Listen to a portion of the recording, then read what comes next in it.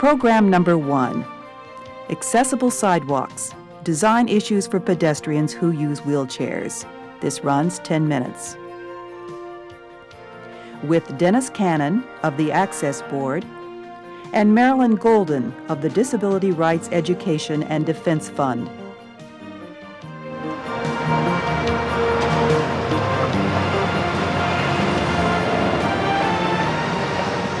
Almost everyone becomes a pedestrian at some point during the day. Whether you're in the city or the suburbs, this probably involves the use of sidewalks. Pretty routine stuff. But for people in wheelchairs, sidewalk and crosswalk design can't be taken for granted. It's not as simple as putting in a curb ramp or two. Hi, I'm Dennis Cannon, an accessibility specialist for the Access Board in Washington, D.C.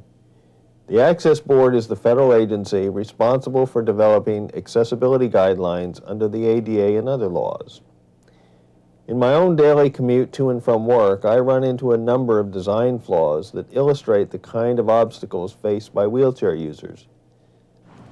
So my colleague Marilyn and I went out to document these problems so designers and engineers like you could have a visual record of sidewalk and curb ramp design that will help ensure easy access for everybody. Marilyn uses a manual wheelchair, which is more maneuverable and smaller, but is less stable than the heavier, more powerful battery-powered chair that I use. Here she demonstrates that although a curb ramp may be in place to give access to a raised sidewalk, the ramp itself may not be designed as well as it could be. Here Marilyn's front wheels hit the lip at the base. You can see the instability of manual chairs, especially in the front wheels.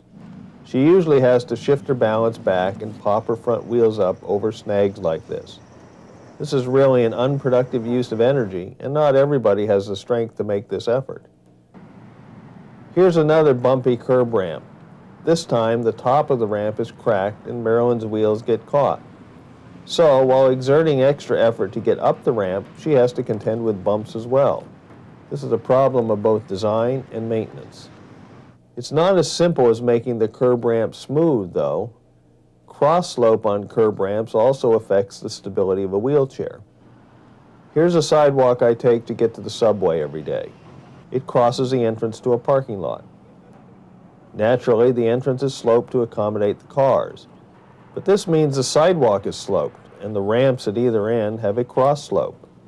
You can see how Marilyn's balance is thrown off and how much extra effort she must expend to counteract the side slope. The cross slope in combination with the severe grade of the ramp makes even a heavier power chair feel unstable. Notice the jarring of my body. Transitions like this can be painful, especially for persons with brittle bones, quadriplegia, and other conditions. And if you have low upper body strength, you may lose your balance. Simple solution? Provide access from the sidewalk to the flat area at the top of the driveway, or set the sidewalk back from the street. A running slope in one direction is a cross slope in another. It's tough to ascend one curb ramp and bypass the neighboring curb ramp. Notice how I have to keep to the top edge of the ramp intersection to keep from tipping. With these cross slopes and the bulging sidewalk joint right after, I get shaken pretty good. These different slopes are an even bigger problem for Marilyn. Here her front wheel comes completely off the ground. If she leans the wrong way, she'll lose traction in her rear wheels. Marilyn works out so cross slopes aren't as much of a problem for her, but if you're not looking for a workout, these intersecting ramps are a pain. And then the raised sidewalk joint makes further problems for her. Whether it's a wheelchair, a stroller, or even the delivery cart, one solution is to provide a level landing at the top of each ramp for turning or bypassing it entirely. This next one takes it a step further. A three-way intersection, 3 different slopes. I have 2 problems to deal with. First, I have to take the top of the intersection to keep from tipping. But unfortunately, my heavy power chair, I call it the ATV of wheelchairs, needs to make wide turns, so maneuvering is tough. The manual chair is better at making those tighter turns, but increased maneuverability also means a tippier chair. See how often one of Marilyn's front wheels is off the ground. Her stability is drastically affected by the compound slopes. Imagine trying this in rain or snow. Not fun. The solution is the same as before, a level landing at the top of each intersecting curb ramp for turning and stability. And when designing the landings, make sure to leave enough room at the top. Even with the maneuverability of a manual chair, MARILYN finds it a bit tight at the top of this curb ramp. 36 inches is an adequate landing length only if tow room is available beyond the sidewalk. So a large, well-placed landing at the top of each intersecting curb ramp is a solution to this type of problem. But cross slopes pose problems in other places too, like sidewalks. Running slope, cross slope, and counter slope extremes are the greatest barrier to sidewalk usability by wheelchairs. Studies have shown that 50% more effort is required to traverse a surface with a 3% cross slope than is needed to roll on a sidewalk with the recommended 2% maximum. My chair makes this steep cross-sloped sidewalk look easy in sunny, warm weather, but it won't always be so slip-resistant. When there's ice or snow, my chair slips. More than once, another pedestrian has had to keep me from sliding off the curb, and we're talking about 400 pounds of batteries going downhill. With the manual chair, see how much extra push MARILYN has to give one side just to keep straight. Even so, her progress is erratic and more difficult than it would be if she was only contending with a running slope. Counter slopes at crosswalks can present big problems. Here, the severe crowning in the street makes it much harder to cross. And on the other side of the street, the same problem exists in reverse. And I'll explain why MARILYN lost her jacket in a minute. See how the severe counterslope makes it difficult to take a run at the curb ramp. The footrest on the wheelchair may bottom out. Curb ramps with a slope greater than 1 in 12 require a great deal of effort to use.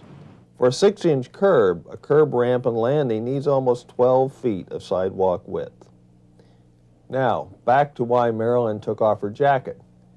We set out to demonstrate the counterslope of this ramp, but we ended up demonstrating something else, how curb ramps and gutters don't mix.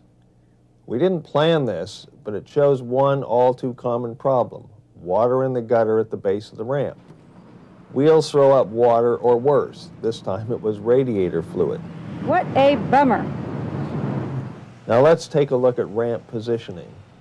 This curb ramp actually faces the traffic intersection, not the crosswalk. So when MARILYN approaches the ramp, she has to leave the protection of the crosswalk and expose herself to oncoming traffic. Here it's coming from behind, where she can't keep an eye on it. This is very disconcerting. Sometimes the curb ramps and curb cuts are facing the right way, but they're too narrow. Here's a perfect example. MARILYN and I are trying to cross together, but the path through the island is too narrow.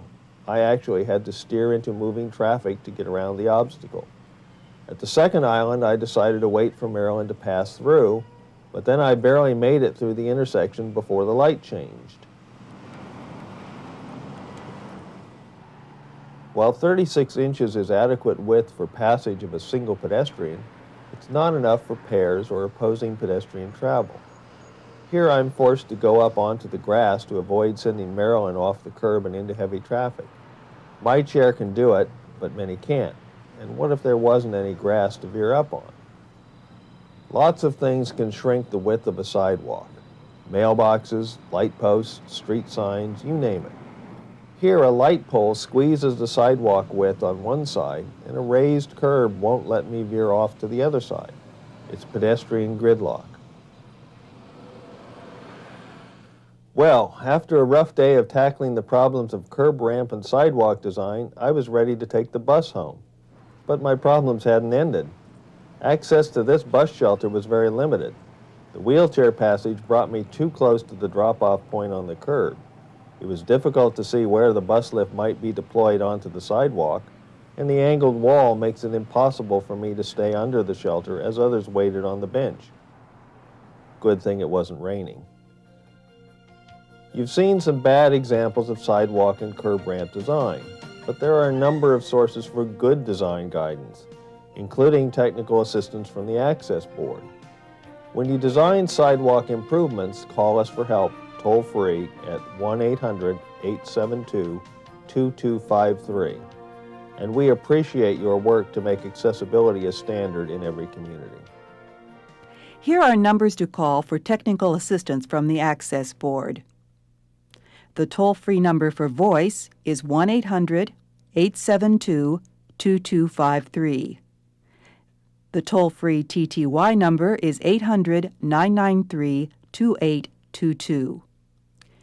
The local number for voice is 202-272-0080. The local number for fax, 202-272-0081. And the local TTY number is 202-272-0082. Visit the Access Board website at www.access-board.gov. You can write the Access Board at the Access Board, 1331 F Street Northwest, Suite 1000, Washington, D.C., 20004-1111.